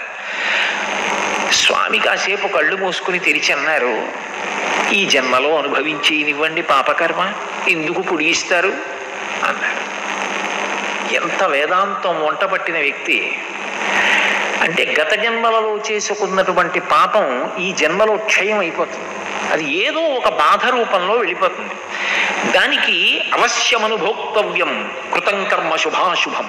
నువ్వు చేసిన శుభమైతే సుఖరూపంలో అనుభవించాలి, నువ్వు చేసినది పాపమైతే దుఃఖ రూపంలో అనుభవించాలి. ఎవడు చేశాడో వాడు అనుభవించాలి తప్ప అక్కడ వకాల్తాలు ఉండవు. నా బదులు వీడు అనుభవిస్తాడండి అనడానికి ఉండదు. ఎవడు జీవుడు చేశాడో వాడే అనుభవించి తీరాలి. ఇదొక్కటి వంట పట్టిందనుకోండి, ఎందుకు వచ్చిన గొడవ అన్న మాట ఒకటి వస్తుంది. ఇవాళ బాగుంటుందేమో కానీ ఇది అనుభవంలోకి వస్తే ఎంత గొడవ, నాకు వద్దులే, నేను వెళ్ళను దాని జోలికి అనిపిస్తుంది. కాబట్టి కర్మ పునర్జన్మకు హేతు. ఇందులో మీరు ఒక ప్రశ్న నన్ను వేయచ్చు, ఏమండి కేవలం పుణ్యం చేస్తే, పాపం చేయకుండా పుణ్యం ఒకటే చేసుకుంటాను, తప్పేముంది? నేను మీకు ఇందాక మనవి చేశాను కదా, దేవతా పదవులలోకి వెడతారు, మళ్ళీ తిరిగి అయిపోయిన తర్వాత మళ్ళీ మనుష్యుడిగా వచ్చేస్తారు. ఇప్పుడు ఒక ఆయన్ని బంగారు గొలుసులతో కట్టేశారు, ఒక ఆయన్ని ఇనప గొలుసులతో కట్టేశారు. బంగారు గొలుసులతో కట్టబడ్డ వ్యక్తి ఇనప గొలుసుల చేత కట్టబడ్డ వ్యక్తి వంక చూశావా నేను బంగారు గొలుసులతో కట్టబడ్డానని సంతోషిస్తున్నాడు అనుకోండి, ఏమిటిది ఆనందానికి అర్థం? ఇద్దరూ కట్టబడ్డారా లేదా? పుణ్యమైన పునర్జన్మకు హేతు, పాపమైన పునర్జన్మకు హేతు. అది చేస్తే సుఖం కోసం రావాలి. చాలా పుణ్యం చేసేసాడు అనుకోండి, ఓ 50 ఏళ్ళు దేవతా పదవిలో కూర్చోబెట్టారు అనుకోండి, అయిపోయిందంటే. స్వామి నాకు ఆ పుణ్యం కావాలన్నాడు అనుకోండి, పుణ్యం కావాలి అంటే దాన్ని ఫలితంగా సుఖ రూపంలో అనుభవింపజేసేస్తాడు, పాపానికి దుఃఖ రూపంలో అనుభవాన్ని ఇచ్చేస్తాడు. ఇందులో ఒక్క విషయాన్ని మీరు బాగా జాగ్రత్తగా గమనించవలసి ఉంటుంది. ఇందులో మనుష్యునకు తాను చేసుకున్నటువంటి కర్మ కానీ, ఇప్పుడు అది అనుభవంలోకి వస్తున్నటువంటి విధానం కానీ వాడికి ఎప్పుడూ అవగాహన ఉండదు. నాకన్నీ తెలిసి అనుకుంటాడు కానీ నేను గతంలో ఏ పాపం చేశాను, ఏ పుణ్యం చేశాను, ఏ పాపం ఇప్పుడు తరువుకొస్తోంది, ఏ పుణ్యం తరువుకొస్తోంది, నేను ఏ రోజు దుఃఖపడతాను, నేను ఏ రోజు సుఖపడతాను, అనుకోకుండా కష్టం ఏ రూపంలో రాబోతోంది, ఇది నాకు తెలియదు. ఎవరికి తెలుస్తుంది? భగవంతుడికి ఒక్కడికే తెలుసు. అందుకే జన్మ రెండిటి మధ్య నొక్కబడుతుంది. ఏ రెండిటి మధ్య నొక్కబడుతుంది అంటే కాలము అనబడేటటువంటి ప్రవాహంలో అటు భగవంతుడు ఇటు చేసుకున్న కర్మ కలిపి నొక్కుతాయి. నొక్కినప్పుడు సుఖాన్నో దుఃఖాన్నో అనుభవిస్తూ ఉంటారు. ఇద్దరు కలిసి గట్టిగా నొక్కారనుకోండి, ఊపిరి ఆడటం లేదంటే వదిలేరనుకోండి, అమ్మయ్య అనుకునే లోపల మళ్ళీ నొక్కుతున్నారనుకోండి, ఎలా ఉంటుందో ఈశ్వరుడు కర్మ రెండూ కలిపి నొక్కడం అలా ఉంటుంది. ఇది కాలమునందు జరుగుతూ ఉంటుంది. అందుకే వ్యాసుడు దేవీ భాగవతం చేస్తూ కాలోహి బలవాన్ కర్త సతతం సుఖ దుఃఖయో నరాణం పరతంత్రాణం పుణ్య పాపానుయోగత అంటాడు. నరుడు పరతంత్రుడు. ఇన్ని తెలుసు అన్నవాడికి అసలు రేపు పరమేశ్వరుడు నాకు దీన్ని ఫలితంగా ఇవ్వాలనుకుంటున్నాడు తెలియదు. ఈశ్వరుడు దీన్ని ఫలితంగా ఇద్దాం అనుకుంటున్నాడు ఇంకొక 10 నిమిషాల్లో తెలియదు. తెలిస్తే ఇంకంతకన్నా గొప్ప విషయం ఏముందండి లోకంలో? స్నానానికి వెడుతున్నాను అనుకుని పెడతాడు. స్నానానికి వెడుతున్నానండి అన్నవాడికి అలవాటు లేని కొత్త ప్రదేశం కదా, కొత్త ఊరు వచ్చాడు, పై గడప ఠంగున తల మీద తగులుతుంది. ఇప్పుడు ఈశ్వరుడు వాడికి ఇంకొక 2 నిమిషాల్లో అంత దెబ్బ తగిలి తల బాధపడేటట్టుగా వాడు గత జన్మలలో చేసుకున్న పాపము యొక్క ఫలితాన్ని అనుభవింపజేయబోతున్నాడు. తెలుసా? తెలీదు. ఇంకొక అరగంటకి ఏదో గొప్ప శుభవార్త వినబోతున్నాడు, ఈ తలపోటు మరిచిపోయి అంత సంతోషపడబోతున్నాడు. తెలుసా? తెలీదు. పరతంత్రుడు. ఎవరు ఆడిస్తారు? ఈశ్వరుడు ఒక్కడే సర్వజ్ఞుడు, ఆయనకొక్కడికి తెలుసు. ఇన్ని కోట్ల జీవుల యొక్క పాపపుణ్యములన్నిటినీ కూడా ఎక్కడ చిన్న పొరపాటు లేకుండా ఆయన లెక్క కట్టుకుంటూ ఉంటాడు. ఎలా లెక్క కడతాడు? ఎక్కడో కూర్చుని అనుకోకండి, చిత్రగుప్తుడు అంటాను చూసారా, ఆయన ఎక్కడో యమధర్మరాజు గారి పక్కన కూర్చుని ఉండడు. ఇక్కడే ఊపిరి రూపంలో కూర్చుని గుప్తంగా ఖాతా రాసుకుంటూ ఉంటాడు. అందుకే చిత్రగుప్తుడు అంటే ఎవరో కాదు, భగవంతుడే. అందుకే కాంచీపురంలో చిత్రగుప్తుడికి దేవాలయం ఉంది ఇప్పటికీ. భగవానుడు కాల రూపంలో ఉండి, అందుకే భగవద్గీతలో కాల కలయతామహం అంటాడు. నేను కాలం రూపంలో ఉండి లెక్కలు కట్టుకుంటున్నానంటాడు. ఏ లెక్కలు? 2 లెక్కలు కడతాడు. ఏ శరీరంలో ఏ జీవుడు ఎంతకాలం ఉండాలి? ఈ శరీరం ఉంది, ఇందులో ఈ జీవుడు ఉన్నాడు. ఏదో పుట్టిన కొన్నాళ్ళకి మా నాన్నగారు దీనికి కోటేశ్వర శర్మ అని ఒక పేరు పెట్టారు. ఈ జీవుడు ఇందులోకి వచ్చాడు, ఎన్నాళ్ళు ఉండాలి ఇందులో? ఎవ్వరికీ తెలియదు, ఒక్క ఆయనకే తెలుసు. ఆయన ఇక్కడే కూర్చుని గుప్తంగా లెక్కెడుతూ ఉంటాడు. ఊపిరిల రూపంలో ఇస్తాడు ఆయుర్దాయాన్ని. అందుకే తన కోపమే తన శత్రువు, తన శాంతమే తనకు రక్షదయ చుట్టంబవు. నేను అదే పనిగా కోప్పడుతున్నాను అనుకోండి, ఊపిరి ఎక్కువ తీసేస్తే ఆయుర్దాయం క్షీణించిపోతుంది. తన కోపం తనకి శత్రువు. కామమైనా అంతే, అప్పుడు కూడా ఊపిరి ఎక్కువగా తీస్తాడు, అప్పుడు ఆయువు క్షయం అయిపోతుంది. ప్రశాంతంగా ఉన్నాడు అనుకోండి, మెల్లగా ఊపిరి తీస్తాడు, ఎక్కువ కాలం బ్రతుకుతాడు. ఇప్పుడు ఇక్కడ కూర్చుని ఎన్ని ఊపిర్లు తీస్తున్నాడని లెక్క పెట్టేది ఎవరు? వాడు ఒక్కడే. వాడు ఇక్కడ కూర్చుని లెక్కలు పెడుతుంటాడు. వాడిక్కడ ఉన్నంతసేపు గంట మోగుతూనే ఉండాలి. దేవాలయంలో భగవద్ దర్శనం అవుతుంటే గంట మోగుతూ ఉంటుంది, ఇక్కడ గంట మోగుతుంటుంది, అనాహతము ఆగదు. Lub dub lub dub lub dub అని ఆ గంట మోగుతూ ఉంటుంది. వాడికి ఎప్పుడో లెక్క అయిపోతుంది. వాడికి నేను బాగానే పెట్టానా అని మళ్ళీ ఏం చూడ్డే. ఆయన లెక్క పెట్టేశాడంటే అయిపోయిందంతే. ఆయన అయిపోయింది లెక్కన బయటికి వెళ్ళిపోయాడు అనుకోండి, ఇక ఊపిరి తీసినవాడు విడిచిపెట్టకపోవచ్చు, విడిచిపెట్టినవాడు తీయకపోవచ్చు, అంతే అయిపోయింది అక్కడతో. ఎక్కడుంది మృత్యు అంటే?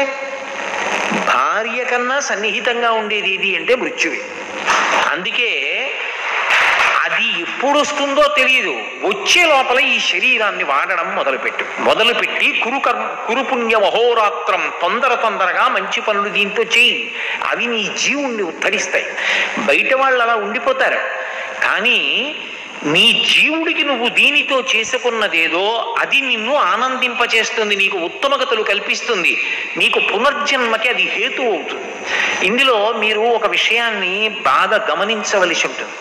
ఇందులో కర్మ అన్న మాట నేను వాడినప్పుడు శాస్త్రీయమైనటువంటి కర్మ చెయ్యండి అని అర్థం. పుణ్యకర్మ అన్న మాటకు అర్థం ఏది పుణ్యమో ఏది పాపమో అని నన్ను అడిగారు అనుకోండి, చేసిన కర్మని బట్టి ఇది పుణ్యము ఇది పాపము అని చెప్పడం కుదరదు. నేను అన్న మాట మీరు బాగా పట్టుకుంటున్నారో పట్టుకోవట్లేదో. ఈ పని ఇప్పుడు చేస్తే ఇది పుణ్యం అండి అని చెప్పడం కుదరదు. ఈ కార్యం ఇప్పుడు చేస్తే ఇది పాపం అండి అని చెప్పడము కుదరదు. కత్తి పట్టుకోవడం తప్పు అని అంటాను ఎవరి విషయంలో? దొంగ కత్తి పట్టుకుని నా వెంట పరిగెత్తుకొస్తున్నాడు, నేను బాబోయ్ వీడు పొడి చేస్తాడని చెప్పి పరిగెత్తుకుంటూ పోతున్నాను. ఆ వస్తున్న దొంగ పరిగెత్తుకొస్తూ వస్తూ ఓ రాయి తన్నుకు పడిపోయాడు. పడిపోవడంలో కత్తి అంత దూరం వచ్చి పడింది. ఇప్పుడు ఆ కత్తి నేను పట్టుకున్నాను, రారా దగ్గరికి అన్నాను.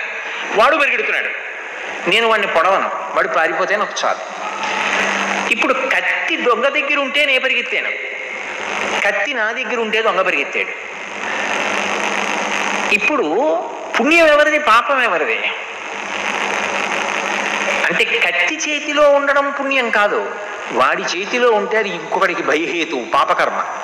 నా చేతిలో ఉంటే ఆత్మరక్షణ, నేను వాడిని చంపే ఉద్దేశం నాకు లేదు, నేను చంపను, పుణ్యానికే పనికొచ్చింది. అందుకే కర్మ తజ్జడం అంటారు రమణ భగవానులు. కర్మ కర్మగా కాదు ఫలితాన్ని ఇచ్చేది, కర్మ కన్నా కూడా ఏది ఫలితం అంటే మీ భావన ప్రధానం. మీరు ఏ భావనతో అది చేస్తున్నారు? ఒక రక్షక భటుడు ఉంటాడు, మనం వీధిలో వెళుతుంటే సైనికులు ఉంటారు, సైనికులు తుపాకీ పట్టుకుంటారు. అవి మామూలు తుపాకులు కావు, ఏదో నిమిషానికి ఇన్ని 100 గుళ్ళు వర్షించేస్తాయి. అంతంత తుపాకులు పట్టుకుని చంపేస్తారు కొంతమందిని. ఇప్పుడు ఆయనకి పాపం వచ్చిందా? రాదు. ఆయన దేశరక్షణ చేస్తున్నాడు, దేశాన్ని కబళించే ప్రయత్నం చేసినటువంటి శత్రువుల్ని హతమారుస్తున్నాడు, తన ప్రాణాలని పణంగా పెడుతున్నాడు. ఆయన కర్తవ్యతానిష్టతో ఉన్నాడు, ఆయనకి దోషం రాలేదు ఆయుధం పట్టుకుంటే. ఒక పోలీసు వీధిలో తుపాకీ పట్టుకుని ఎడతాడు, ఆయన తుపాకీ పట్టుకుని ఎడుతుంటే మనందరం సంతోషంగా ఉంటాం, అమ్మయ్య మన జోలికి ఎవడు రాడు, మన పని మనం చేసుకోవచ్చని. అదే ఒక దొంగ చేత్తో తుపాకీ పట్టుకుని ఎడుతున్నాడు అనుకోండి, ఇంట్లోకి పోయి తలుపులు వేసుకుంటాం.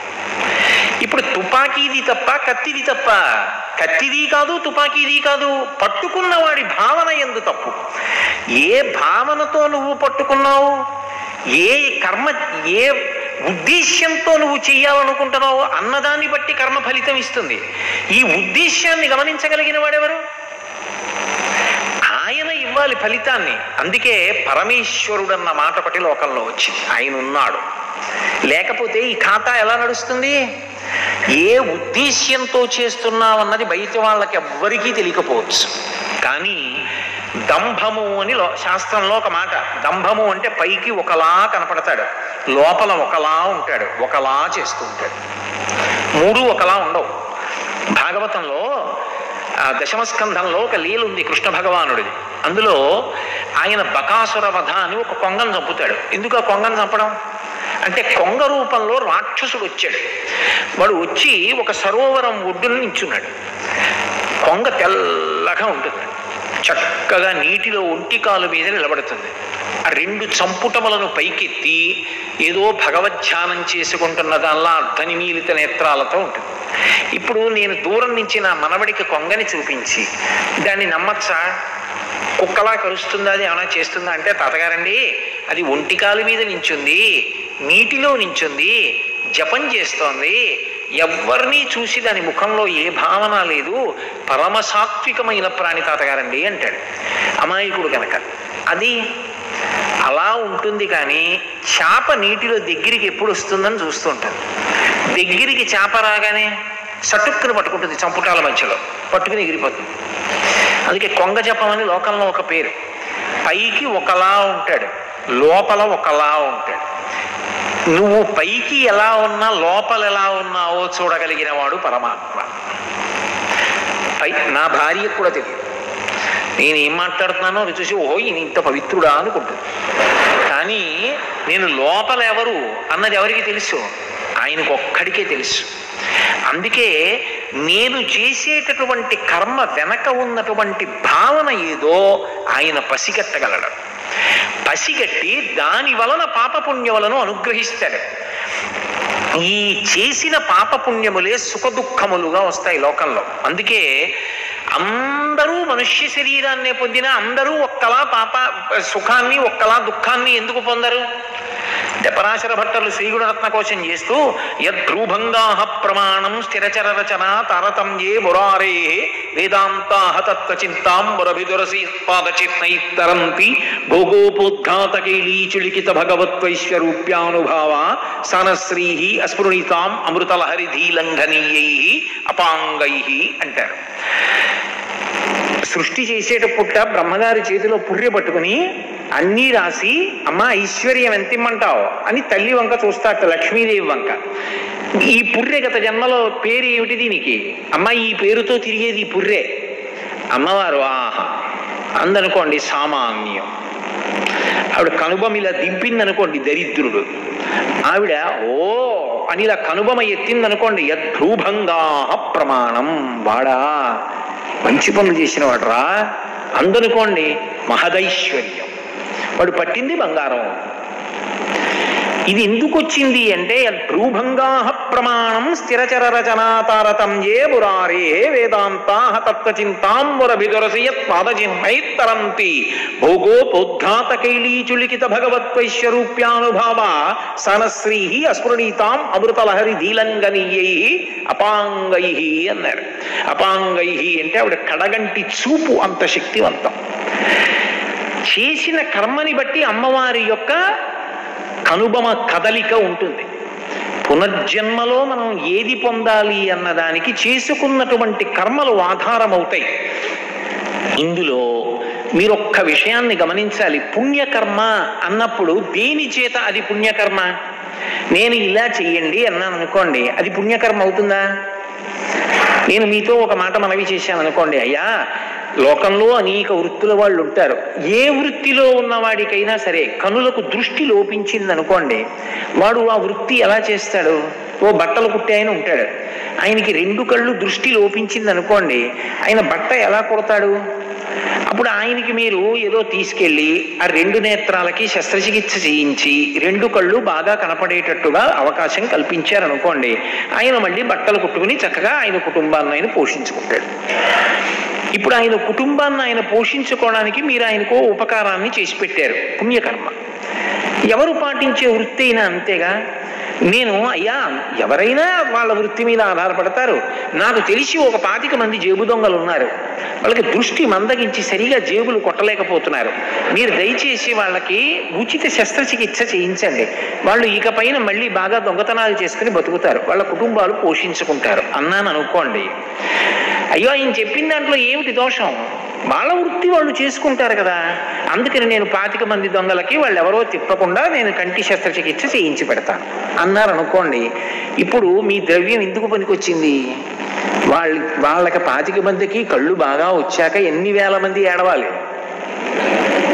కాబట్టి నేను చెబితే పుణ్యం అవ్వదు, నేను చెప్పానని మీరు చేయిస్తే పుణ్యం అవుతుందా? ఏది పుణ్యం, ఏది పాపం, ఏది చెయ్యాలి, ఏది చెయ్యకూడదు ఎవరు చెప్పాలి? అది చెప్పడానికి అధికారము వ్యక్తుల యందు లేదు. అది చెప్పడానికి ఎవరు ప్రమాణం అంటే శాస్త్రం ఒక్కటే ప్రమాణం. శాస్త్రం అంటే శంసనాత్ శాసనాత్ ఇది శాస్త్ర. ఏది నిర్భయంగా మాట్లాడుతుందో దానికి శాస్త్రం అని పేరు. అదే రాజశాసనం. వేదం. వేదం ఎక్కడిది? వేదము ఈశ్వర ప్రోక్తము. ఈశ్వరుడు మాట్లాడితే వేదం. వేదం అపౌరుషేయం, దాన్ని ఎవరు రచించలేదు. భగవంతుని యొక్క వాక్కు వేదం. దానికి ఋషులు సమాధిలో వినపడితే ఆ స్వరంతో మంత్రాలు వచ్చాయి.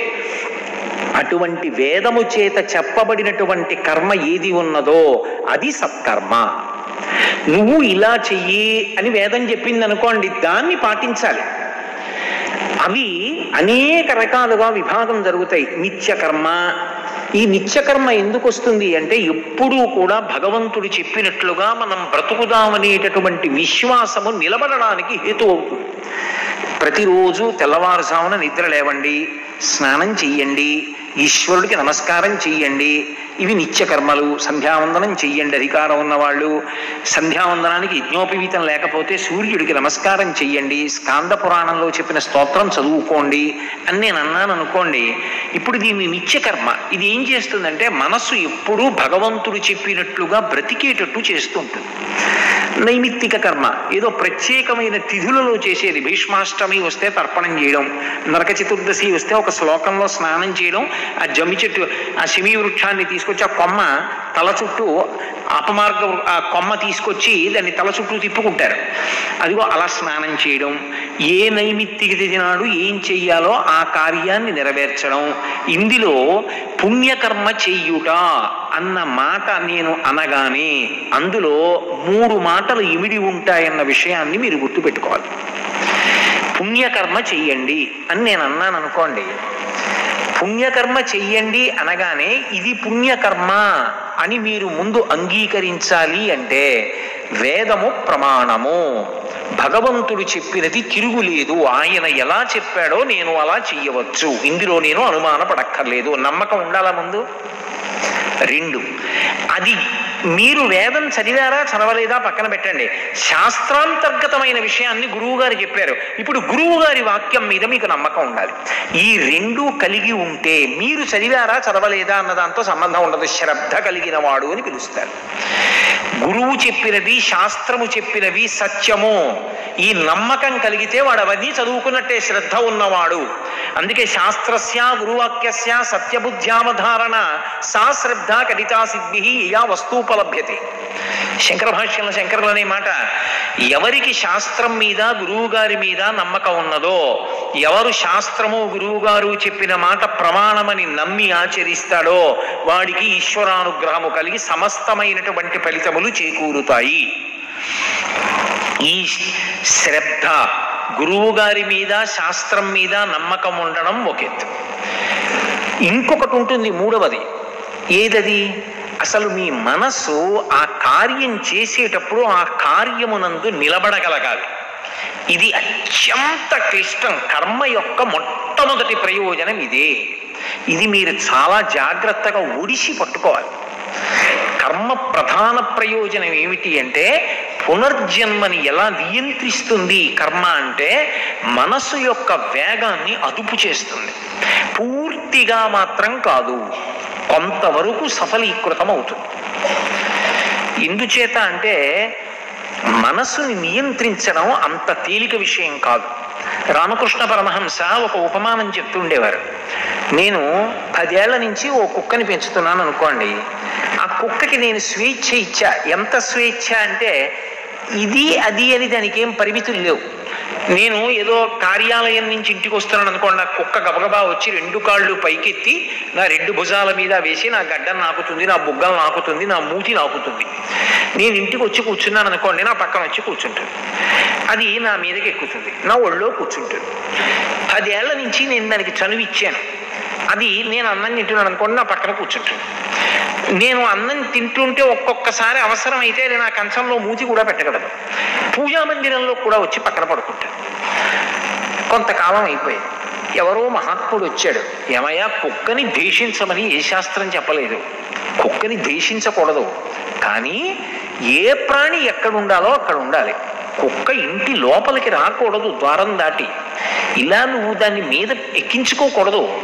నీకు ప్రేమ ఉంటే చక్కగా పాలు పోయి అన్నం పెట్టు, కానీ ఇంటికి బయట ఉండేటట్టుగా చూసుకో, తప్ప లోపలికి రాకూడదు. దానికి కొన్ని కారణాలు చెప్పారు శాస్త్రంలో, అలా ఉంచుకో అన్నాడు. ఇప్పుడు ఎవరికి అర్థమవుతుంది ఈ మాట? యజమానికి అర్థమవుతుందా, కుక్కకు అర్థమవుతుందా? యజమానికి అర్థమవుతుంది, కుక్కకు అర్థం కాలేదు కదా. అందుకని యజమాని ఏం చేస్తాడు? కార్యాలయం నుంచి తిరిగి వచ్చాడు, కుక్క ఏం చేస్తుంది? 2 కాళ్ళు ఎత్తి భుజాల మీద వేస్తుంది. ఇప్పుడు ఆయనకి శ్రద్ధ ఉంది. శ్రద్ధ అంటే నేను ఇందాక ఏం చెప్పా? శాస్త్రస్య గురువాక్యస్య, పెద్ద ఆయన చెప్పారు, మనం అలా పాటించాలి. ఇప్పుడు ఆయన ఏం చేశాడు? చాదరబాలు ఒక్కడి కొట్టాడు. అది కుయ్యి కుయ్యి కుయ్యి కుయ్యి కుయ్యి కుయ్యి అంటూ పక్కకి వెళ్ళింది. ఆయన లోపలికి వెళ్ళాడు, మళ్ళీ వచ్చేసి మళ్ళీ కొట్టాడు, మళ్ళీ పోయింది. దానికి ఎందుకు, ఎలా అర్థం? ఎందుకు ఇలా కొడుతున్నాడు, నన్ను దగ్గర రానివ్వట్లేదు? కొన్నాళ్ళు పోయిన తర్వాత ప్రేమ లేకపోలేదు ఆయనకి. పాలు పోస్తున్నాడు, అన్నం పెడుతున్నాడు, ఎంతో మర్యాదగా చూస్తున్నాడు, చక్కగా అన్నీ కావలసినటువంటి సౌకర్యాలు ఏర్పాటు చేస్తున్నాడు. దగ్గరికి రానివ్వట్లేదు, ముట్టుకోనివ్వట్లేదు. ఈ పరిమితి పాటించాలన్నమాట. కుక్కకి ఇది అర్థం అవడానికి చాలా కాలం పడుతుంది. ఇంకొక ఏడాది పోయిన తర్వాత కుక్క తోక ఊపుతూ నించుంటుంది తప్ప కుక్క ఇంట్లోకి రాదు నీతోటి, కుక్క నిన్ను ముట్టుకోదు. ఒక కుక్కకి ఉన్నటువంటి అలవాటు మార్పించడానికి అన్ని మాటలు మూది మీద కొట్టి దూరంగా ఉంచవలసి వస్తుంది. కోట్ల జన్మలుగా ఏది పడితే అది చెప్పి ఎక్కడికి పడితే అక్కడికి వెళ్ళిపోవడానికి అలవాటు పడిపోయిన మనసు ఇవాళ ఓ మాట చెప్పి నువ్వు అలా నిలబడు అంటే ఎక్కడ నిలబడుతుంది? దానికి అలవాటు అయిపోయింది, అది పోతూ ఉంటుంది. దానికి ఉన్న లక్షణం ఏమిటంటే మన ఏవ మనుష్యాణం కారణం బంధమోక్షయో.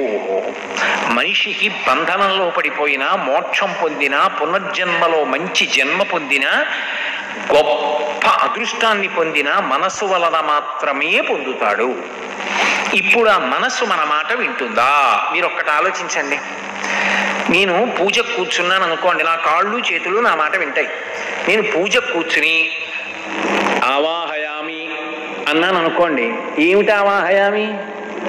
నోరుని అను అంటుంది. అనవే, నీకు వచ్చుగా ఎన్నాళ్ళ నుంచి చేస్తున్నావు, పూజ మొదలెట్టు అంటుంది. ఉమామహేశ్వరాభ్యాం నమః ఆవాహయామి, ఆసనం సమర్పయామి, హస్తయోః అర్ఘ్యం సమర్పయామి, పాదయోః పాద్యం సమర్పయామి, ముఖే ఆచమనీయం సమర్పయామి, శుద్ధోదక స్నానం సమర్పయామి, వస్త్రం సమర్పయామి, సర్వాభరణాన్ సమర్పయామి. ఇన్నే ఉపచారాలు. అది మనస్సు అక్కడికి రావాలనుకోండి, మనస్సు నిలబడాలనుకోండి, ఆవాహయామి అంటే దాని అర్థం ఏమిటి? స్వామి వచ్చి కూర్చోండి అని. స్వామి వచ్చి కూర్చోండి అన్న తర్వాత ఎవరు చూడాలి రావడం? ఆయన కదిలి వచ్చి నిజంగా కుర్చీలో కూర్చుంటాడా? ఆయన వచ్చి కూర్చుంటే ఇంతకుముందు అక్కడ లేడు. ఇంతకుముందు అక్కడ లేకపోతే, అంతటా ఉన్నవాడు అక్కడ లేకపోతే అది అసలు ఎలా కుదురుతుంది? అంటే అది ఈ కంటికి దొరకదు. ఏ కన్ను చూడాలి దాన్ని? ఈ కన్ను చూడాలి. నేను ఆవాహయామి అని కళ్ళు మూసుకున్నాను అనుకోండి, ఆయన నడిచి వస్తూ ఉంటే, నా తల్లితో కలిసి నడిచి వస్తూ ఉంటే, స్వామి పట్టు పంచె యొక్క గసగసలు, ఆయన పాదములకు పెట్టుకున్నటువంటి మంజీరముల యొక్క ధ్వని, ఆయన పాదములలోంచి పద్మాల యొక్క సుగంధము బలిదైత్యేంద్ర కరద్వయీ కృతజల ప్రక్షాళన వ్యాప్తి కింజలజాచక్షుడు సాచయోగి సుమన సంప్రార్థిత శ్రీరమున్ కలితానమ్ర రమాలలాట పదవీ కస్తూరికాషాదమున్ నళినామోదము రత్ననూపురము నానావేదమున్ పాదమున్ అంటారు పోతన గారు భాగవతంలో. అలా సువాసనలు విరజిమ్ముతున్నటువంటి పాద మంజీరములు ఆ పాదములతో స్వామి నడిచొచ్చి ఆయన ఠీవిగా ఆసనంలో కూర్చుని ఒక కాలు కింద పెట్టి కుడికాలు తీసి పాదపీఠం మీద పెడితే ఆయన పక్కకొచ్చి నా తల్లి కూర్చుని నా తల్లి ఒక కాలు పాదపీఠం మీద పెట్టి ఒక కాలు మడిచి తన తొడ కింద పెట్టుకుంటే అమ్మవారి పట్టు చీర, ఆవిడ యొక్క పాదమంజీరం, ఆవిడ వడ్డాణం, ఆవిడ కూర్చోవడం, ఆ పాదపీఠం మీద ఇద్దరి పాదాలు, వాళ్ళ చేతులు, వాళ్ళ ఆభరణాలు, ఆ మెడలో మంగళసూత్రం, మా స్వామి ఆయన కర్ణాభరణాలు, ఆ కిరీటాలు ఒక్కసారి పైనుంచి కిందకి, కింద నుంచి పైకి నేను చూసి మురిసిపోయాను అనుకోండి. ఆవాహయామి. ఇప్పుడు నాకు రోమాంచితం అవుతుంది, వెంట్రుకలు నిక్కబుడుచుకుంటాయి. యథార్థమునకు నాకు చెప్పండి, ఎవరు వచ్చారు అక్కడికి? మా ఆవిడ వచ్చి చూసి ఎందుకు ఈయన ఇలా మురిసిపోతున్నాడు, ఏమిటి అలా ఉండిపోయాడు, స్తంభీభూతుడు అయిపోయి అనుకుంది అనుకోండి. దానికి కనపడడు, నాకు కనపడుతూ ఉంటాడు. లేదా నేను పూజ చేస్తూ యాంత్రికంగా నా మనసు ఎక్కడికో పోయిందనుకోండి. రేపు చెన్నై వెళ్ళాలి, చెన్నైకి సర్కారుకి మనకి రిజర్వేషన్ అయింది, సర్కార్ అంటే 2:30 అలా బయలుదేరాలి, భోజనం ఎన్ని గంటలకి చేసేద్దాం, పలహారం ఏం పట్టుకెడదాం, ఉప్పుడు పిండి ఎట్టుకెడదామా, ఇడ్లీ పట్టుకెడితే బాగుంటుందా, ఏసీ భోగిలో చల్లగా ముద్దలా అయిపోతుందేమో, ఇడ్లీ వద్దులే, ఉప్పుడు పిండి అయితే కొంచెం చల్లగా ఉన్నా కాస్త ఏ దెబ్బకాయ మొక్కో నంచుకుని తినేస్తే సరిపోతుంది, వేడి చేస్తుందేమో, మళ్ళీ కొంచెం మజ్జిగ కూడా పట్టుకెడితే బాగుంటుందేమో. ఇక్కడ నోరు ఏమంటోంది? ఉమామహేశ్వరాభ్యాం నమః ఆవాహయామి హస్తయోః అర్ఘ్యం సమర్పయామి పాదయోః పాద్యం సమర్పయామి ముఖ్య ఆచమనీయం సమర్పయామి. మనసు ఎక్కడుంది? సర్కార్ ఎక్స్ప్రెస్, ఉప్పుడు పిండి, ఇడ్లీ, దబ్బకాయ ముక్క అక్కడ తిరుగుతోంది. అది ఇక్కడ చెయ్యి నీళ్లు పోసేస్తోంది, నోరు చెప్పేస్తోంది.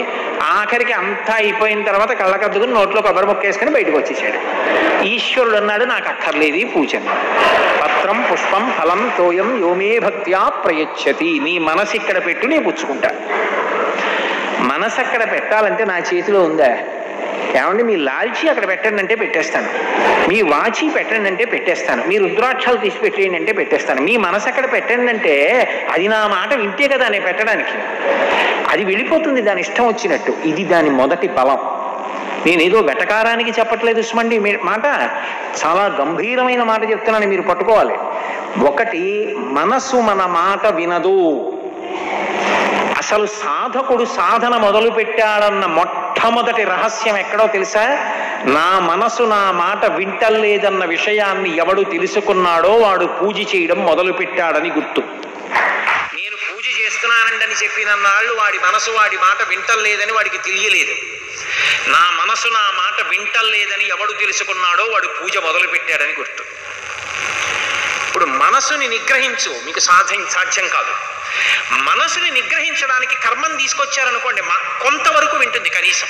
అందుకే వ్యవధానం ఇస్తారు మధ్యలో. ఒకటే చెప్పారనుకోండి అది విందు పారిపోతుంది వెంటనే.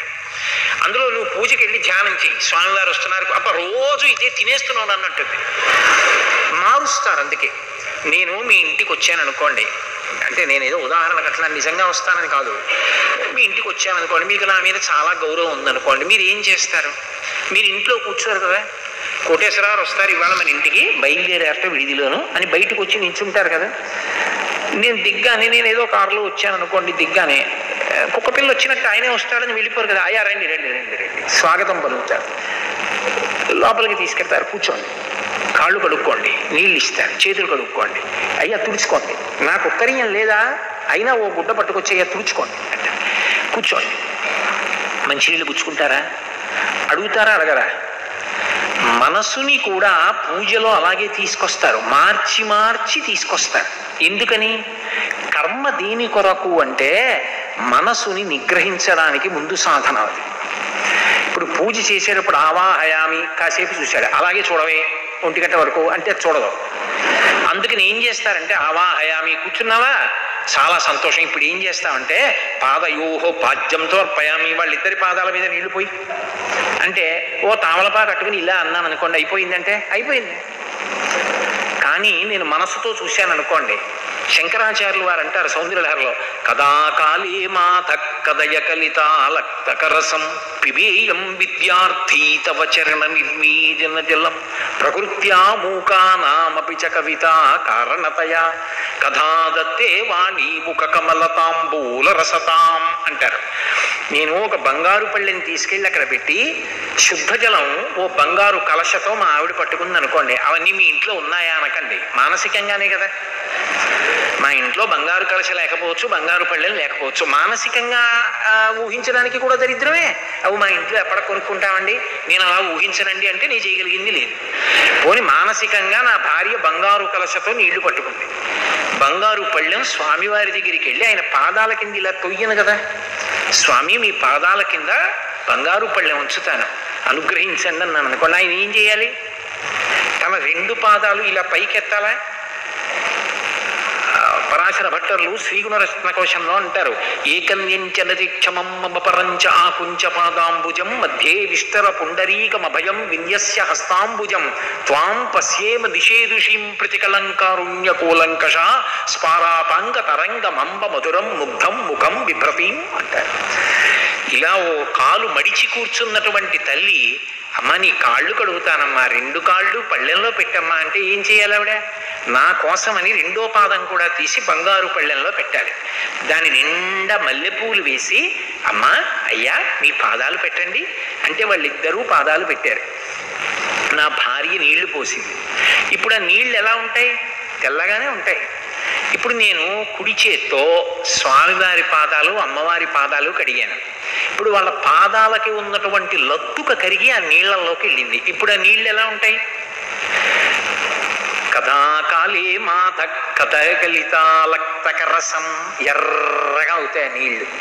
ఇప్పుడు వాళ్ళిద్దరి కాళ్ళు కడుక్కున్న నీళ్లు నేను ఉద్ధరిణితో చేతిలో పోసుకుని పిబేయం విద్యార్థీ తవ చరణ నిర్మీజన జలం, అమ్మా మీ కాళ్ళు కడుక్కున్న నీళ్లు ఎప్పటికి తాగుతానమ్మా అని వాళ్ళిద్దరి పాదాలు అలా ఉండగా నేను ఆ నీళ్లు తీసుకుని కుడి చేతిలో పోసుకుని 3 మాటలు లోపలికి పుచ్చుకున్నాను అనుకోండి, అవి ఎంత సుగంధభరితంగా ఉంటాయి ఆ పాదములు కడిగిన నీళ్లు. పుచ్చుకుని మళ్ళీ సేవ చేయడానికి చెయ్యి కడుక్కొని అమ్మ కాళ్ళు పైకెత్తండి అని మెల్లిగా పళ్ళెని తీసి పక్కన పెట్టి నా భార్య బిడ్డలు తీర్థం పుచ్చుకోవడానికి నా ఉత్తరీయం తీసి మెత్తగా ఇద్దరి పాదాలు ఒత్తాననుకోండి, ఇప్పుడైంది ఉపచారం. పాదయోహో పాద్యం సమర్పయామి, ఇప్పటికైంది. అదే చేస్తూ కూర్చో అన్నాను అనుకోండి, వింటుందా మనసు? బాబోయ్ ఎంతసేపు కడగమంటా ఉంటుంది, ఎటో పోతుంది. ఇప్పుడు నేను చెప్తున్నప్పుడు మీరు బాగా పట్టుకోండి సుమా, నేను ఇది చెప్తున్నప్పుడు మీకు తెలియకుండా మీరు చేస్తున్నారు ఈ ఉపచారాలు. మీ అందరూ కూడా నేను ఇది చెప్తున్నప్పుడు మీకు తెలియకుండా మీరు చేసేస్తున్నారు. ఎందుకో తెలుసా? మీ మనసు అక్కడ ఉంది. మీరందరూ నిజంగా ఇవాల్టి రోజు సాయంకాలం పరదేవత యొక్క పాదములు కడిగి నీళ్లు పుచ్చుకున్నారనే కామాక్షి పరదేవత అనుగ్రహిస్తుంది. ఎందుకనంటే మనసు ప్రధానం. ఇప్పుడు అది అయింది, సరిపోయిందా? ఆచమనీయం సమర్పయామి, మనసుకి వ్యవధానం ఇస్తారు. ఎందుకంటే అది మళ్ళీ విసుగెత్తిపోయి ఎటో వెళ్ళిపోకుండా. ఇప్పుడు నేను ఆచమనీయం సమర్పయామి అనే ముందు అరే పాదయోహో పాద్యం సమర్పయామి అన్నాను, కాళ్ళు కడగలేదు, అసలు కాళ్ళు నేను చూడనే లేదు. ఇవాళ నేను వాళ్ళిద్దరివి 4 పాదాల వంక నేను ఎక్కడ చూశాను, కాళ్ళు ఎక్కడ కడిగాను, ఈవిడి తర్వాత ఉపచారానికి వచ్చేసాను, మరి ఏమైంది ఆ సమయంలో ఏం చేశాను అంటే మళ్ళీ అదే చెప్తుంది. ఏనుగు తన కాలు కట్టడానికి తన కాలు తానే అందించినట్టు నువ్వు ఇది చెప్పే సమయానికి నేను ఆఫీసులో ర్యాక్లో పెట్టి బీరువాలో పెట్టకుండా వచ్చేసినటువంటి ఫైల్ గురించి ఆలోచిస్తున్నాను, మంత్రం మాత్రం దాటిపోయిందని గుర్తు చేస్తాను. అక్కడ చేయవలసినప్పుడు ఇంకోటి ఆలోచిస్తావు, ఇక్కడ చేయవలసినప్పుడు ఆఫీస్ గురించి ఆలోచిస్తావు. నీకు ఇది అలవాటు అయిపోయింది, దిక్కుమాల అలవాటు రా వెనక్కి అని మళ్ళీ తీసుకొచ్చి మళ్ళీ పాదయోహో పాద్యం స్వామి క్షమించండి సరిగ్గా కాళ్ళు కడగలేదు అని మళ్ళీ కాళ్ళు కడిగారనుకోండి. ఇప్పుడు మీ మనసు అక్కడ నిలబడలేదన్న విషయం మీకు ఇందాక ఒకసారి అర్థమైందా? మీ మనసు నిలబడలేదన్న విషయాన్ని మీరు గుర్తిరిగినప్పుడు మీరు బెంగ పెట్టేసుకొని నా మనసు నా మాట వింటలేదండి, నా మనసు నిలబట్టలేదు, ఏకాగ్రత కుదరట్లేదని మీరు బెంగ బెంగ మనసు కుదురుకునేటట్టుగా చెయ్యడానికి కర్మ సాధనమా? నాకు చెప్పండి. కర్మ అంటే పని. ఇప్పుడు పూజ దానికి సాధనమైంది. ఇప్పుడు నేను ఆచమనీయం సమర్పయామి. ఇప్పుడు నువ్వు సరిగ్గా ఉండు సుమా, అటు ఇటు వెళ్ళిపోకే. ఆచమనీయం ఇస్తున్నాం. నువ్వు మనం చేస్తే ఎలా చేస్తాం? 3 మాటలు పుచ్చుకుంటాం. స్వామికి ఎలా ఇవ్వాలి? 3 మాటలు ఇవ్వాలి. 3 మాటలు ఇచ్చినప్పుడు ఆయన ఇలా పడతారు. పట్టినప్పుడు ఇవి ఉంగరాలు ఉంటాయి. ఆయనకి ఎర్రగా ఉంటుంది చెయ్యి. ఆయన ఇలా పుచ్చుకుంటారు. పుచ్చుకున్నప్పుడు చప్పుడు చేయరు. ఆయన ఇలా చెయ్యి దగ్గర పెట్టి తీసుకుంటుంటే ఉంగరాలు కనపడతాయి. ఆయన ముఖానికి అడ్డంగా చెయ్యి పెడుతుంది. ఎంత అందంగా ఉంటుందో అనుభవించు అని 3 మాటలు వేశారనుకోండి, అది ఈ కన్ను చూస్తుంది, లోకన్ను. అప్పుడు వచ్చి మళ్ళీ నిలబడుతుంది. మీరు ఎంతసేపు మనస్సుని మంచి కర్మ చేత అరికడుతున్నారో అంతసేపు అది అక్కర్లేని విషయాల వైపు పరిగెత్తడం ఆప్ చేసింది. అవునా కాదా? నేను అన్న మాట బాగా పట్టుకున్నారో లేదో మీరు అరికట్టకపోతే, ప్రయత్నపూర్వకంగా దానికి మీరు ప్రమాదరహితమైన వస్తువుని అందించకపోతే మనసుకి పసిపిల్లకి భేదం ఉండదు. అది ప్రమాదకరమైన వస్తువుని పట్టుకుంటుంది. తల్లి ఉందనుకోండి, ఓ పిల్లవాడు ఉన్నాడు అనుకోండి, వంట చేసుకుంటూ ఉంటుంది. అమ్మ ఏం చేస్తుందంటే ఓసారి ఇలా చూస్తుంది. అమ్మ అన్నిటికన్నా భయపడేది ఎప్పుడో తెలుసా? ఏ చప్పుడు చేయకుండా, ఏ మాట వినపడకుండా పిల్లాడు నిశ్శబ్దంగా ఉన్నాడు అనుకోండి, ఏదో తగలబెట్టేశాడు, ఇంత నిశ్శబ్దంగా ఉన్నాడంటే అంటే వాడు గడబిడగా ఉన్నాడు అనుకోండి, ఆవిడికి ధైర్యం, పర్వాలేదు మామూలుగా ఆడుకుంటున్నాడు. వాడు ఎప్పుడూ క్షేమకరమైన పని చేయడు. అందరూ సోఫాలో కూర్చుంటే వాడు సోఫా ఎక్కి గింతుతాడు. అది ఇలా ఇలా తేలుతుంటే వాడికి సంతోషం. వెనక్కి పడ్డాడు అనుకోండి, ఏమవుతుంది? అందరూ వీప అనిస్తే వాడు దీని మీద కాలేసి దీని మీదకి ఎక్కి ఇట్నించాడు దూకుతాడు. ఏం చేస్తే ప్రమాదం వస్తుందో అదే చేస్తాడు. ఓ బ్లేడ్ అక్కడ ఉంటే అదే తీసి ఆడుకుంటాడు. అమ్మ ఏం చేస్తుంది? ఇవేవి అందకుండా చేసి క్షేమకరమైన వస్తువు వాడికి ఇస్తుంది. నువ్వు అసలు ఏమీ చేయడానికి వీల్లేదు, అలా కూర్చోవు అంటే వాడు కూర్చుంటాడా? వాడికి వంకాయ ఇస్తుంది. వాడు కాసేపు వంకాయ అటు తిప్పుతాడు, ఇటు తిప్పుతాడు, కొరుకుతాడు, కింద పడేస్తాడు, మీద పడేస్తాడు. అమ్మ నన్ను ఏమార్చింది అని కనిపెడతాడు, ఏడుస్తాడు. అమ్మ వంకాయ తీసేస్తుంది. తీసేసి ఓ అట్టముక్క కట్టుకొచ్చి దాని మీద ఏదో సీతాకోక చిలుక బొమ్మ చూపించి, నాన్న చూసావా సీతాకోక చిలుక ఎంత బాగుందో, సాయంకాలం మనం తోటలోకి వెళ్ళినప్పుడు చెట్టు మీద ఎగురుతాయి ఆ సీతాకోక చిలుకే అనిస్తుంది. వాడు కాసేపు దాన్ని ఇలా చూస్తాడు, అలా చూస్తాడు, నాలుగు పెడతాడు, మూతి పెడతాడు, దాన్ని ఆపుతాడు, ఆడుకుంటాడు. కాసేపు అది అమ్మ నన్ను ఏమార్చింది, మళ్ళీ ఏడుస్తాడు. అమ్మ ఇంకోటి తీసుకొస్తుంది, ఆఖరికి పడుకుంటాడు. ప్రమాదకరమైన వస్తువు వైపుకి వెళ్లకుండా క్షేమకరమైన వస్తువు తల్లి బిడ్డడికి ఎలా ఇస్తుందో, మనసుకి క్షేమకరమైన వస్తువులను ప్రయత్నపూర్వకంగా అందించకపోతే మనసు ప్రమాదకరమైన వాటినే పట్టుకుంటుంది.